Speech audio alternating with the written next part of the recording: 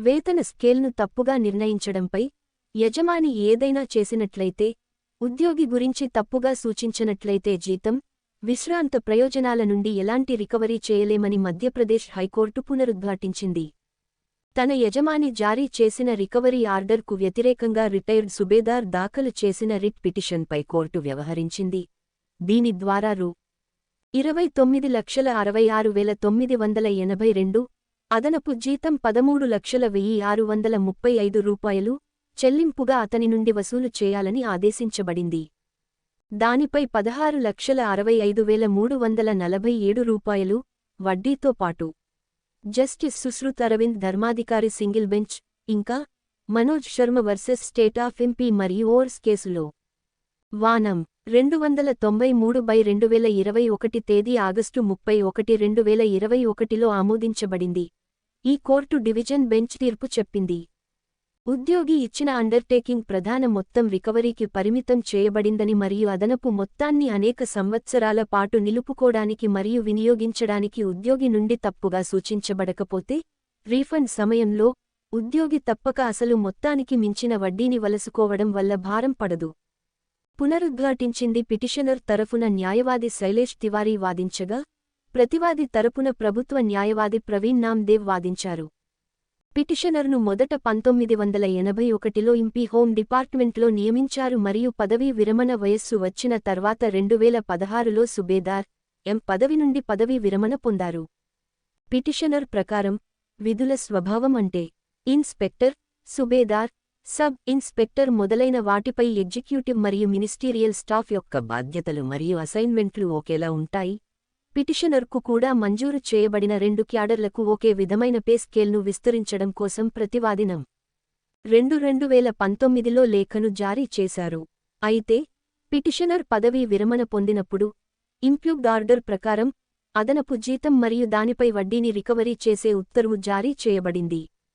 సమాధానాలు. పదవీ విరమణ తర్వాత, పిటిషనర్ యొక్క సేవలు ఇంపీ సివిల్ సర్వీసెస్, పెన్షన్ రూల్స్ 1976 ద్వారా నిర్వహించబడతాయని పిటిషనర్ తరఫు న్యాయవాది సమర్పించారు.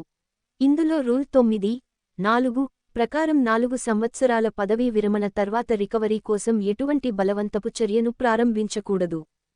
ఇంప్యూగ్డ్ ఆర్డర్ ద్వారా జరిగింది. రూల్స్లోని రూల్ 9(4) దృష్ట్యా, రిటైర్డ్ ఉద్యోగి నుండి రికవరీ చేయడానికి మాత్రమే గవర్నర్కు అధికారం ఉందని, అది కూడా పదవీ విరమణ తేదీ నుండి 4 సంవత్సరాల వ్యవధిలోపు రికవరీ చేయడానికి మాత్రమే అధికారాన్ని కలిగి ఉంటారని, అందువల్ల ప్రతివాదులు దీనిని ప్రారంభించే అధికారాన్ని కలిగి ఉండరని వాదించబడింది. పిటిషనర్ నుండి ఏదైనా రికవరీ. పిటిషనర్కు ఎలాంటి నోటీసులు లేదా విచారణకు అవకాశం లేకుండా పిటిషనర్ పే స్కేల్ను సవరించారని కూడా సమర్పించారు. ఒకవైపు ప్రతివాదులు, అధికారమే ఎగ్జిక్యూటివ్ మరియు మినిస్టీరియల్ సిబ్బందికి వారి విధుల స్వభావాన్ని దృష్టిలో ఉంచుకుని ఒకే విధమైన పే స్కేల్ను పొడిగించిందని మరియు మరోవైపు దానిని మినిస్టీరియల్ సిబ్బంది నుండి అదనపు జీతంగా పరిగణిస్తూ రికవరీని ఆదేశించిందని సమర్పించబడింది. వివక్షాపూరితమైనది. పిటిషనర్ వైపు తప్పుగా సూచించనప్పుడు, వేతన స్కేల్ను తప్పుగా నిర్ణయించడం, ఏదైనా యజమాని చేసినట్లయితే, ఉద్యోగి గురించి తప్పుగా సూచించనట్లయితే జీతం, విరమణ ప్రయోజనాల నుండి రికవరీ చేయడం సాధ్యం కాదని డివిజన్ బెంచ్ తీర్పును ఆయన ప్రస్తావించారు. అదనపు చెల్లింపుపై పిటిషనర్కు వ్యతిరేకంగా చేసిన రికవరీ ఆర్డర్ సమర్థించబడుతుందా మరియు రఫీక్ మసీహ్, సుప్రా కేసులో సుప్రీంకోర్టు ఇచ్చిన తీర్పు వెలుగులో స్థిరంగా ఉందా లేదా అనేది దాని ముందు ఉన్న చట్టపరమైన పూర్వస్థితి అని కోర్టు పేర్కొంది. జగదీష్ ప్రసాద్ దుబే, సుప్రా కేసులో ఈ కోర్టు ఫుల్ బెంచ్ జారీ చేసిన ఉత్తర్వు.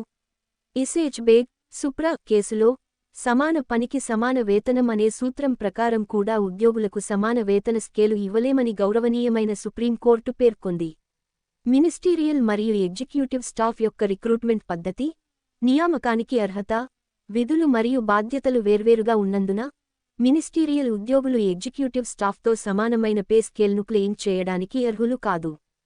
రఫీక్ మసీహ్, సుప్రా కేసులో సుప్రీంకోర్టు అలాగే జగదీష్ ప్రసాద్ దుబే కేసులో ఈ హైకోర్టు ఇచ్చిన తీర్పు నేపథ్యంలో రికవరీ చేయడం సాధ్యం కాదని పిటిషనర్ తరపు న్యాయవాది వాదన ప్రకారం. సుప్రా సంబంధించినది. ఇసేజ్ బేగ్, సుప్రా కేసులో గౌరవనీయులైన సుప్రీంకోర్టు ఇచ్చిన తీర్పు నేపథ్యంలో, పిటిషనర్ తరఫు న్యాయవాది చేసిన సమర్పణలు తప్పుగా భావించబడ్డాయి మరియు తిరస్కరించబడతాయని ఈ కోర్టు అభిప్రాయపడింది. కోర్టు గమనించింది.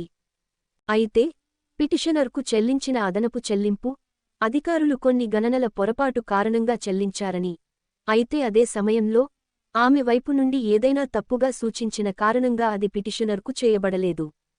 ఎస్.హెచ్. బేగ్, సుప్రా కేసులో ఆమోదించబడిన తీర్పు రఫీక్ మసీహ్, సుప్రా యొక్క తీర్పు ఉనికిలోకి వచ్చిన తర్వాత అందించబడింది. కాబట్టి ఎస్.హెచ్. బేగ్, సుప్రా డీళ్ల విషయంలో గౌరవనీయమైన సుప్రీంకోర్టు ఆమోదించిన ఆదేశం ప్రశ్నార్థకమైన సమస్యతో, కాబట్టి తదేక నిర్ణయ సిద్ధాంతం ఇక్కడ వర్తిస్తుంది మరియు గౌరవనీయమైన సుప్రీంకోర్టు ఆమోదించిన తీర్పు ఈ కోర్టుపై కట్టుబడి ఉంటుంది అని అది జోడించింది. సుష్మా తివారీ, సుప్రా దృష్ట్యా పిటిషనర్కు తాత్కాలిక పెంపుదల పొందే అర్హత పిటిషనర్కు వర్తిస్తే ప్రతివాదులు పరిగణించవచ్చని కోర్టు అభిప్రాయపడింది.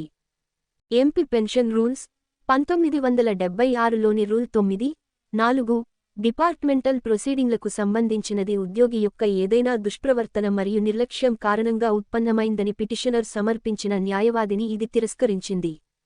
తక్షణ కేసు యొక్క వాస్తవాలు పూర్తిగా భిన్నమైనవి మరియు ఎస్.హెచ్. బేగ్, సుప్రా కేసులో గౌరవనీయమైన సుప్రీంకోర్టు యొక్క ప్రకటన ద్వారా ఇప్పటికే పరిష్కరించబడింది అని కోర్టు ముగించింది. పిటిషనర్ వైపు నుండి ఏదైనా తప్పుడు సమాచారం ఆధారంగా ప్రతివాదులు అదనపు చెల్లింపు చేయలేదని మరియు చాలా కాలం తర్వాత అదనపు మొత్తాన్ని వడ్డీతో సహా రికవరీ చేయడం పిటిషనర్పై చాలా కఠినంగా ఉంటుందని, తదనుగుణంగా ప్రతివాది చేయలేరు. అసలు మొత్తంపై వడ్డీని తిరిగి పొందండి. దీంతో పిటిషన్కు అనుమతి లభించింది. శీర్షిక: శ్రీమతి పార్వతి వర్మ వర్సెస్ మధ్యప్రదేశ్ రాష్ట్రం.